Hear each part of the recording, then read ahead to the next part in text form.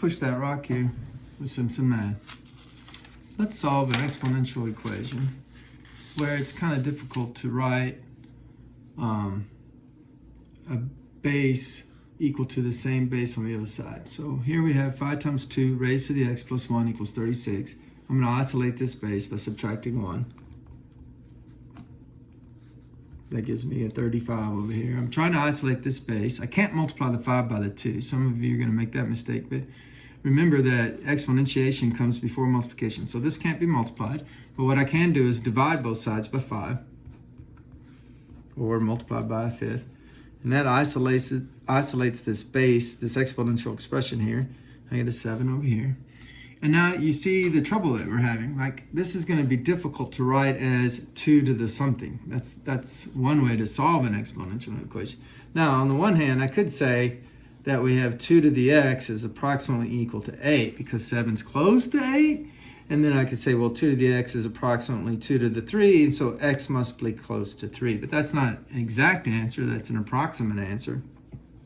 So how do I get the exact answer? Well, I use the definition of log. Remember, if we have b to the x equals some p, where b is a positive number and not 1, which this is positive 2 and it's not 1, then we can define a log as log base b of the power equals the exponent.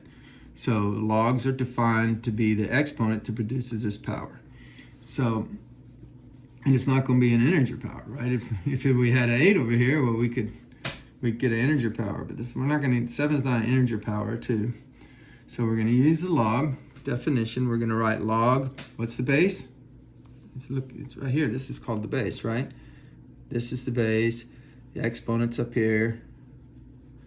And then this is a power of 2. Okay, so we take log of the base, 2, of the power, and it should equal the exponent. And we have solved. X is equal to log base 2 of 7. And what is log base 2 of 7? Well, it's approximately 3, not quite 3, okay? A little under 3, but it's not a rational number. So in decimal form, we can't really write down. So this is what we write. And then if we need it out to the thousandths place, we'll set our calculator and compute it. Now we could, change the base and change it to the natural log. So when you change the base, you write a ratio of logs, and then you make it any base you want. I'm going to make it base e. Remember, base e is the natural log. And then the base is the argument down below, and this is the argument of and you could type it into a calculator that only has the E button on it.